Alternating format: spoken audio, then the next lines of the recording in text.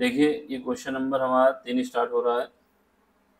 इसमें क्या है, इसके सारे पार्ट करने हैं हमको। पेपर कौन सा है? पेपर 12वीं का जो यूपी बोर्ड का मैथ का पेपर हुआ था, जिसका कोड था 324 EY। ठीक है, इससे पहले EX हो चुका है। इसमें देख लो, हिंदी मीडियम वाले भी देख लें, पेपर लगा हुआ है यहाँ पर। आपसे कह रहा है पहला क्वेश्चन 3 का कहा है जो, यदि ए के जो एलिमेंट हैं ABC हैं और बी के जो एलिमेंट है अल्फ़ा बीटा गामा है, तब आपको बी से ए तक फलनों की संख्या तथा इनके बीच एकाकी आच्छादी, जिसको बाइजेक्टिव फलनों की संख्या ज्ञात करना है। इंग्लिश वाले देख लें। इसमें क्या है, इफ ए एलिमेंट रखता है कितने, ABC, बी जो है एलिमेंट रखता है alpha beta gamma, then find the number of function and number of bijective function from B to A। तो बात आती है सबसे पहले नंबर ऑफ फंक्शन। फंक्शन क्या होगा, तीसरे का पार्ट जो है वो ए है। अगर हम बात करें एक एलिमेंट जो है ए में क्या है, ए है, बी है और सी है, ये हमारा कैपिटल ए है।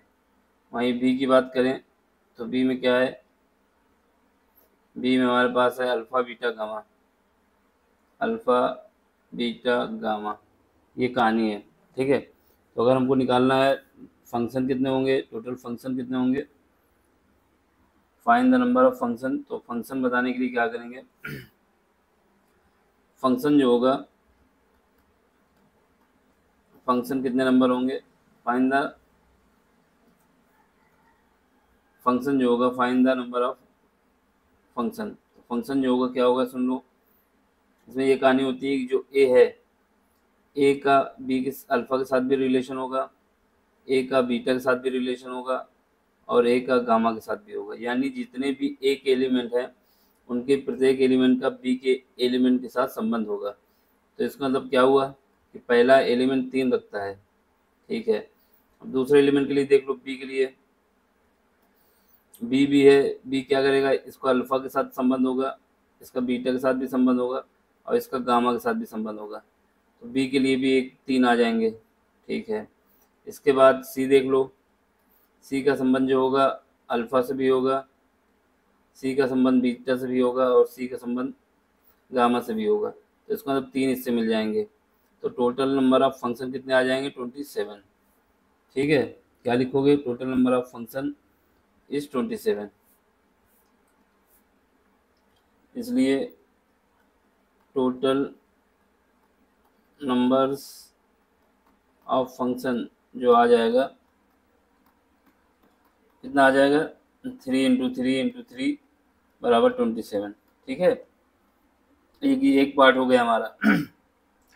दूसरा पार्ट जो दूसरा पार्ट पूछ रहा है वो पूछ रहा है कि बाइजेक्टिव फंक्शन क्या है, बी से ए में पूछ रहा है।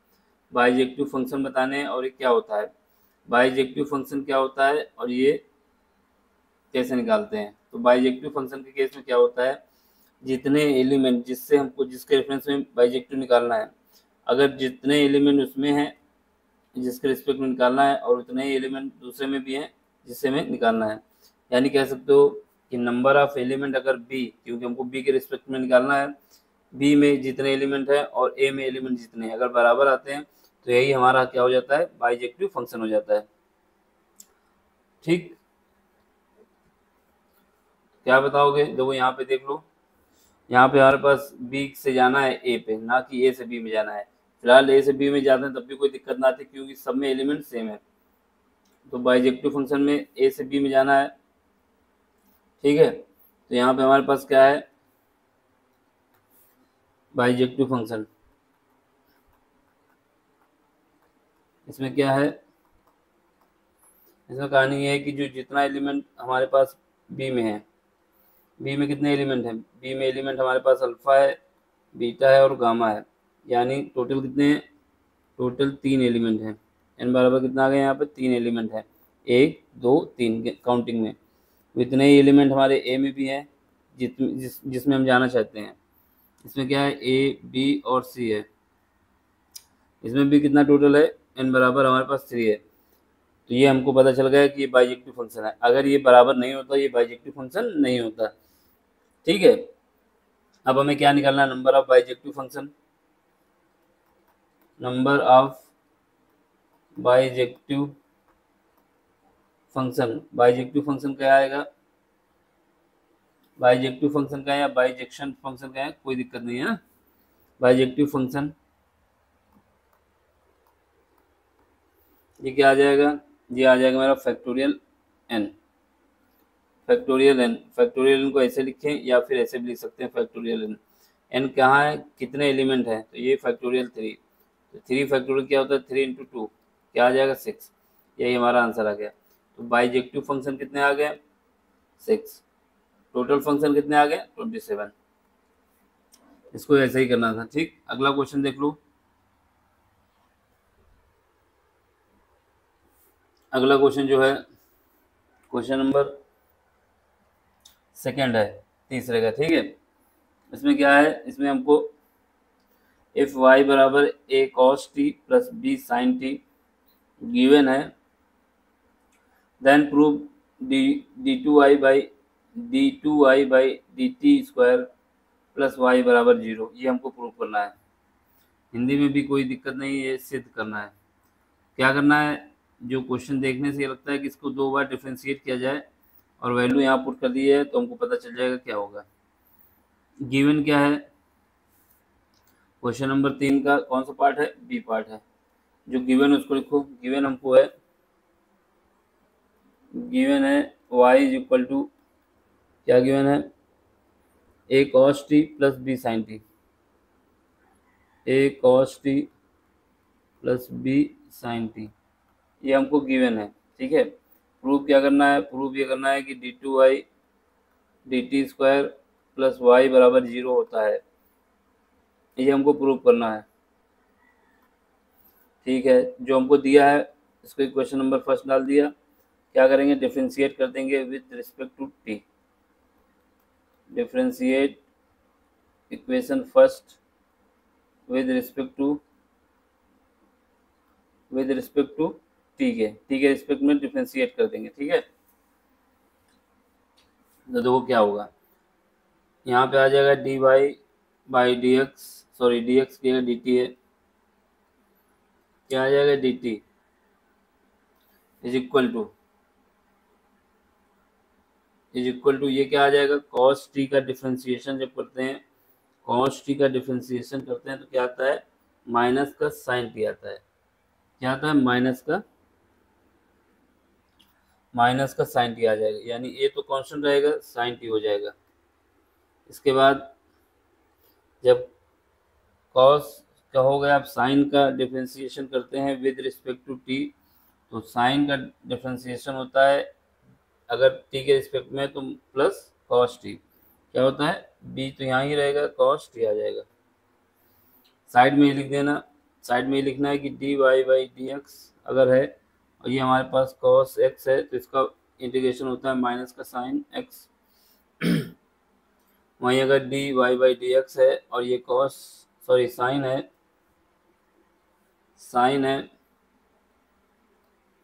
साइन x है तो ये आ जाता है cos x। ये दो फार्मूले लगे हैं, ये हमको याद होने चाहिए।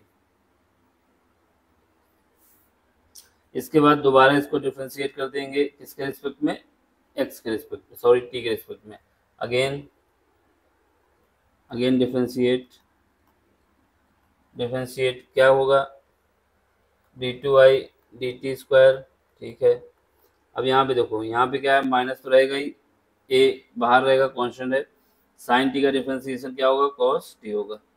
यहाँ पे देख लो, यहाँ पे क्या है b, ठीक है b तो है, b कांस्टेंट रहेगा मेरा, लेकिन यहाँ पे cos t आ गया, cos t का डिफ्रेंशिएशन माइनस साइन t होता है, तो ये माइनस आ जाएगा, यहाँ पे क्या आएगा b रहेगा और ये साइन t आ जाएगा।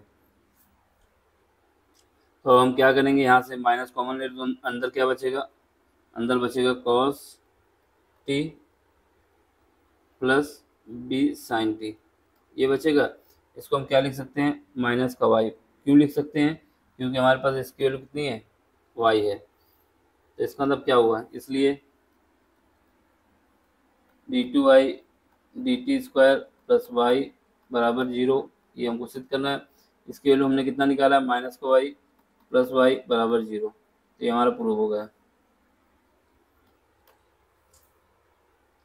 अगला क्वेश्चन देखो, अगला क्या है, इसमें कह रहा है कि इफ, क्वेश्चन नंबर सी है, if the angle between the unit, ये शब्द बहुत इंपॉर्टेंट है, यूनिट वेक्टर। यूनिट वेक्टर का मतलब ये होता है कि इसकी जो value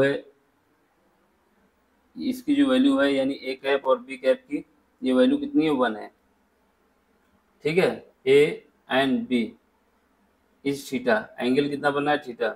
then prove that sine bracket में theta by 2 is equal to 1/2 mod of vector A minus vector B, ठीक। ये हमको गिवन है। इसमें भी देख लो, इसमें बोला है यदि इकाई सदिश ए और बी के बीच का कोण कितना है, थीटा है, तो आपको सिद्ध करना है दिस। तो इसमें क्या करोगे, इसमें हमारे पास जो गिवन है इसके हिसाब से हम चलते हैं। क्वेश्चन नंबर 3 का पार्ट कौन सा है, पार्ट हमारा सी है। गिवन क्या है, यूनिट वेक्टर दिया हुआ है, यानी ए कैप या फिर मॉड ऑफ ए, ठीक है, या फिर मॉड ऑफ ए स्क्वायर, जो भी कहो, इसमें ये 1 आएगा सब। यही केस होगा बी कैप के साथ, या बी मॉड कहें, ठीक, या फिर मॉड ऑफ बी का होल स्क्वायर, कुछ भी कहो, इसकी वैल्यू 1 आएगी अगर यूनिट बोल दिया तो, ठीक। हमारे पास क्या होता है, हमारे पास ये होता है vector A minus vector B, cap में लगाना है तो कैप लगा दो, वेक्टर लगाना है तो वेक्टर लगा दो, जैसे कंडीशन दी हो, कोई दिक्कत नहीं, ठीक। इसका स्क्वायर हम कर देते हैं तो क्या आएगा, स्क्वायर करेंगे, स्क्वायर ओपन करेंगे तो ये हमारे पास आ जाएगा वेक्टर ए का स्क्वायर प्लस वेक्टर बी का स्क्वायर, ठीक है, -2 ए बी और साइन थीटा, ये होता है, सॉरी कॉस थीटा। क्या होता है, कॉस थीटा होता है। ये हमारे पास कंडीशन आती है, अगर ऐसी कंडीशन कभी आती है तो याद भी रखना, ठीक है। यानी वेक्टर ए वेक्टर बी अगर कैप नहीं लगाना चाहते तो वेक्टर ही लगा दो सीधे, वो यूनिट वेक्टर के बराबर ही होगा। यहाँ पे वेक्टर ए लगा दो, यहाँ वेक्टर बी लगा दो, ठीक है। जब इसका एक्सपेंशन करेंगे तो ये हमारा फॉर्म बन के आता है, याद रखना हमेशा के लिए। यहाँ पे कॉस थीटा होता है, याद रखना, ये कॉस थीटा है, साइन थीटा नहीं, कॉस थीटा है। अब हमारे पास इसकी वैल्यू तो हमको देना है इसी के रूप में, क्योंकि क्वेश्चन में दिया हुआ है, ठीक है। इसका मतलब सारा खेल हमारा इस साइड पर होगा। तो क्या करेंगे, mod of A minus mod of B, इसको ऐसे ही लिख दो स्क्वायर के साथ। इसकी वैल्यू कितनी आई है, 1, क्योंकि यूनिटी वेक्टर बोला है। बी की वैल्यू कितनी है, ये भी 1 है, -2, यहाँ पर 1, यहाँ पर भी 1, और ये क्या आएगा, कॉस थीटा आ जाएगा, ठीक है। अब यहाँ पे देखो, यहाँ पे हमारे पास क्या है, मॉड में है vector A minus vector B का स्क्वायर है, ये कितना आ जाएगा, 1 + 1 2 हो जाएगा, 2 कॉमन ले लेंगे तो अंदर क्या बचेगा, अंदर बचेगा 1 माइनस कॉस थीटा, ये बचा। अब हमारे पास क्या होता है, हमारे पास ये फार्मूला होता है cos 2 थीटा, जो होता है हमारे पास cos 2 थीटा, ये बताता है कि 1 - 2 साइन स्क्वायर थीटा, यानी ये जो थीटा है इसका ये अपोजिट आधा होता है ये फार्मूले में, cos 2 थीटा का यहाँ पे थीटा बचता है। इसका मतलब इसको हम लिख सकते हैं 2 बाहर ही रहेगा, अंदर क्या लिख दो, 1 माइनस, यहाँ पे लिख सकते हो ब्रैकेट में 1 - 2 साइन स्क्वायर थीटा बाई 2, समझ गए, इसकी जगह थीटा बाई 2 आ गया। बस अब इसको सॉल्व करो, यहाँ से 2 आएगा, अंदर जाओगे, यहाँ 1 रहेगा, यहाँ पर ये 1 हो जाएगा, ये माइनस इसको प्लस कर देगा, ये 2 साइन स्क्वायर थीटा बाई 2 आ जाएगा। ये 1 से ये 1 कट जाएगा, क्या बचेगा, यहाँ में बचेगा 2, और एक 2 और बाहर आ जाएगा, ये 2 बचेगा, कितना बचेगा, साइन स्क्वायर थीटा बाई 2। अब हमारे पास जो गिवन है, क्या गिवन है, सॉरी, जो vector A minus vector B का होल स्क्वायर जो गिवन है कितना है, ये आ गया मेरे पास 4 साइन स्क्वायर थीटा बाई 2, ठीक है। अब इसका मॉड ले लो, मॉड ले लोगे तो कितना आएगा, vector A minus vector B, ठीक है। तो ये हमारा हो जाएगा, अंडर रूट हटाएंगे तो 2 साइन थीटा बाई 2, ठीक। यहाँ से हमारे पास साइन थीटा बाई 2 की वैल्यू कितनी आ जाएगी, साइन थीटा बाई 2 की वैल्यू आ जाएगी 1/2 vector A minus vector B. यही हमारा प्रूव करना था, यही आंसर है, हेंस प्रूव्ड, ठीक है। अगला क्वेश्चन देख लो। अगला क्वेश्चन ये है कि find the Cartesian equation of the line passing through the point. इस पॉइंट से पास होने वाली कार्टेशियन इक्वेशन की लाइन बतानी है, ठीक, जो कि पैरेलल किसके वेक्टर, इस वेक्टर के पैरेलल है। तो हमें इसको कैसे करना है, इसके लिए देख लो। इसके लिए जो हमारे पास कंडीशन होती है, अगर कोई वेक्टर लाइन है, कोई वेक्टर लाइन है, जैसे मान लेते हैं क्वेश्चन नंबर 3 का लास्ट पार्ट है, वेक्टर लाइन है हमारे पास, क्या है, vector A plus lambda vector B, ठीक। इसको हम लिख सकते हैं, वेक्टर ए में क्या है, A1 आई कैप प्लस B1 जे कैप, सॉरी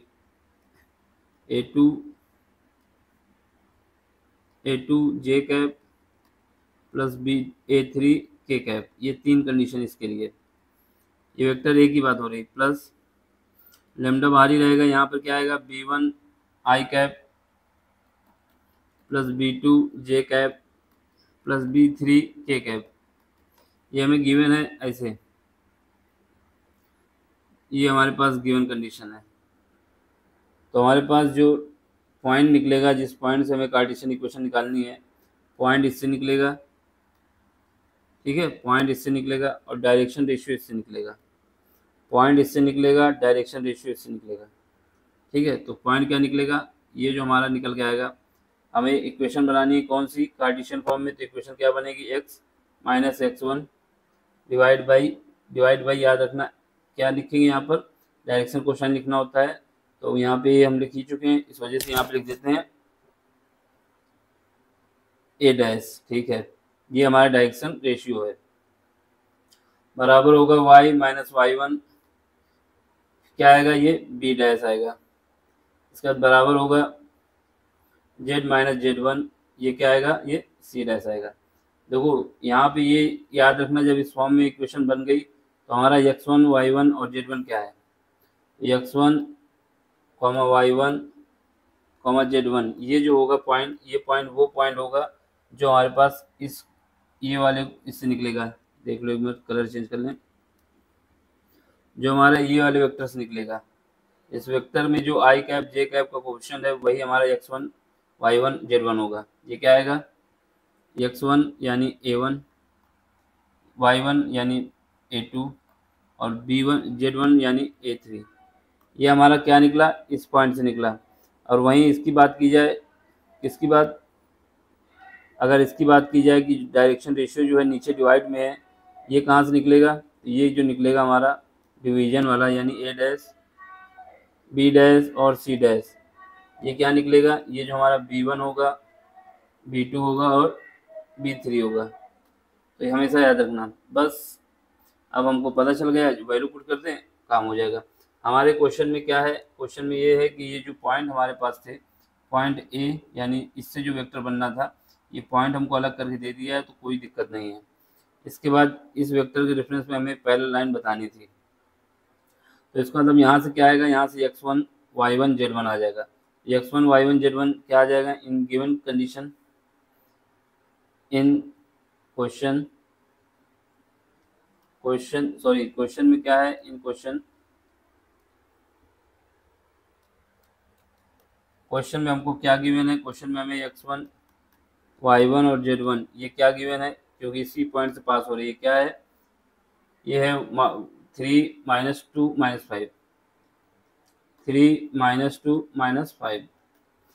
और इसके बाद ये क्या है, ए डैश बी डैश और सी डैश, ये क्या है, इसकी वैल्यू जो है हमारे पास जो वेक्टर की इक्वेशन दी गई है, ये वाली, इससे निकल आएगा 3 2, इसके जो कोफिशिएंट है ये निकल आएंगे 3 2 माइनस 2, 3 2 - 2 ये आ गया। ठीक है, या तो हम क्या करें, जनरल फॉर्म में इक्वेशन लिख दें। कैसे इक्वेशन लिखेंगे, vector A plus lambda vector B, इसको लिख देंगे तो क्या आएगा, यहाँ पर हमारे पास 3 - 2 - 5 प्लस लेमडा में क्या आ जाएगा, लेमडा वाई रखो, इसकी वैल्यू क्या आ जाएगी, इस वेक्टर को जो दिया है बी, ये वेक्टर बी दिया हुआ है ये वाला, ये क्या आ जाएगा मेरे पास 3 प्लस 2 - 2 ठीक है। ये हमें गिवन भी है, तो हमें क्या करना है, कार्टेशियन फॉर्म में लिखना है। तो कार्टेशियन फॉर्म क्या हो जाएगा, x1 की वैल्यू कितनी हो जाएगी 3 डिवाइड बाई a डैश कितना हो जाएगा 3 हो जाएगा, बराबर y माइनस y1 कितना है माइनस का 2, और इसके बाद y2 कितना, सॉरी b डैश कितना हो जाएगा 2 हो जाएगा, बराबर z1 कितना है माइनस का 5 है, डिवाइड किससे होगा माइनस के 2 से। तो हमारे पास कार्टेशियन फॉर्म की जो इक्वेशन हो जाएगी वो हो जाएगी x -3/3 y प्लस 2/2 और z प्लस 5 - 2, यही हमारा कार्टेशियन इक्वेशन है, यही हमसे पूछा था। समझाने में इतना लंबा है, इसको इतना ही करना है कि इसको इस फॉर्म में लिख देना है और आंसर लिख देना है, फिर ये पॉइंट हमारे पास है। ये सब हम आपको फार्मूला समझाने के लिए किए, कैसे आया। समझ में आया तो लाइक करें, शेयर करें और सब्सक्राइब भी करें, ठीक है। अपने दोस्तों तक पहुंचाएं बात को मेरी, इससे हमारा भी भला हो और हम पढ़ाने में और मोटिवेट हों, ठीक है। कोई भी कैसा भी क्वेश्चन हो जो आपको ना आता हो, आप हमें कमेंट्स करें, हमारे ग्रुप में भेजें, उसका सलूशन हम आपको भेजेंगे, ठीक है, किस कैसा भी हो, ठीक। समझ में आया, लाइक करें, शेयर करें और सब्सक्राइब भी करें। Thank you for watching.